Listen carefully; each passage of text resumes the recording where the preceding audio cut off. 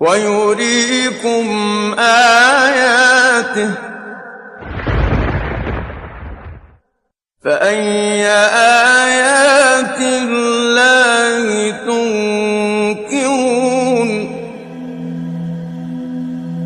Till the beginning of 20th century, the people thought that the universe is static, and there is no start and end for it. It was a reason for materialism to deny the existence of the Creator. But in modern era of science, several researches, observations and calculations have been done which shed light to some cosmological facts.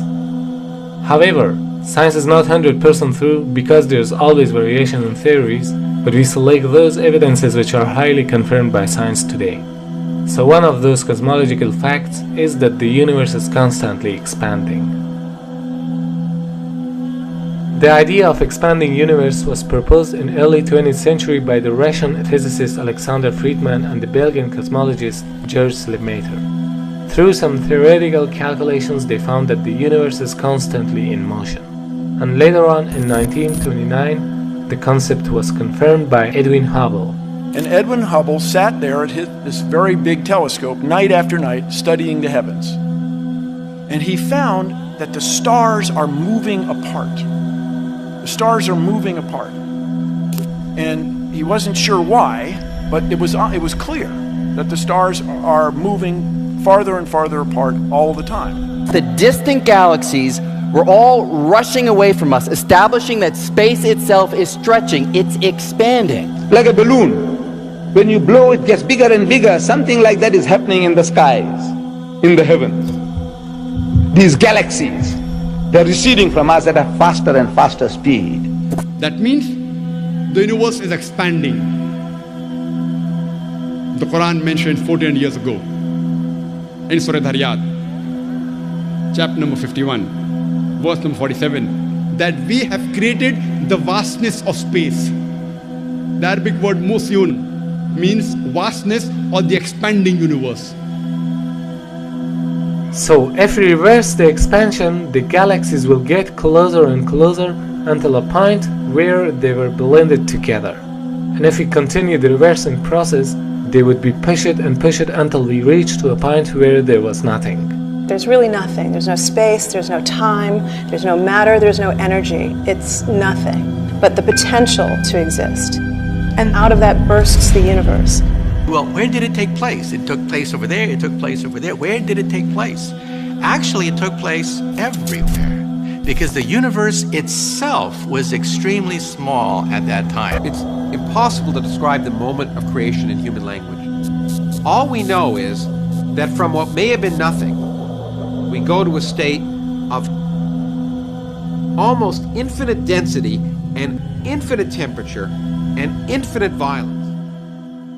بديع السماوات والأرض وإذا قضى أمرا فإنما يقول له كن فيكون.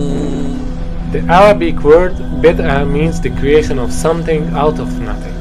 This word also connotes the fact that something is created not on a pattern previously designed of something, but as a completely new entity having no precedence. So the greatest marvel of creation is the creation of all concepts out of nothing. And what's amazing to me is that the laws of physics allow that to happen. And it means that our whole universe, everything we see, everything that matters to us today, could have arisen out of precisely nothing. So they say that this universe came into being with a Big Bang. The Big Bang Theory. Who says that? The most learned men of science, astronomers. Allah says, أَوَلَمْ يَرَ الَّذِينَ كَفَرُوا. He says, do not the unbelievers see? These atheists, these agnostics, the people who deny the existence of God, can't they see? In other words, Allah expects them to see, to be able to see, to witness. أَوَلَمْ يَرَ الَّذِينَ كَفَرُوا أَنَّ السَّمَاوَاتِ وَالْأَرْضَ كَانَتَ رَتْقًا. That the heavens and the earth were joined together as one unit of creation. فَفَتَقْنَاهُمَا. And he split them asunder. Who is he talking to? Who is he addressing? Kafir. Which kafir? The Bedouins of 1400 years ago? No. He's talking to the men of science, men of learning, who are now expounding to the world the theory of creation. So after the explosion, the Big Bang, what should be there? Smoke or clouds of gases, right?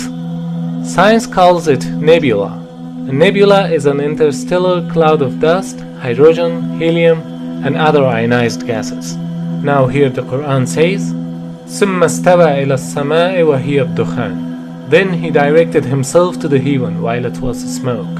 So there was smoke, the nebula, but in a bigger amount, because it was a few seconds after the explosion. Dukhan does not merely mean gas, it specifically means smoke. And today scientists say that smoke is a more closer and more scientific as compared to gas, because that time it was hot. Imagine, the Quran mentions 1400 years ago, which we discovered recently, that the initial celestial matter of the universe, it was in the form of smoke. So in a time when there was no knowledge about the formation of the universe, how could a man talk about the Big Bang, the nebula, and the expanding universe, which are all confirmed by the modern science in 20th century? Indeed, these facts indicate that Quran is not words of a man, rather it's words of a wise creator who created the universe and knows about it in details.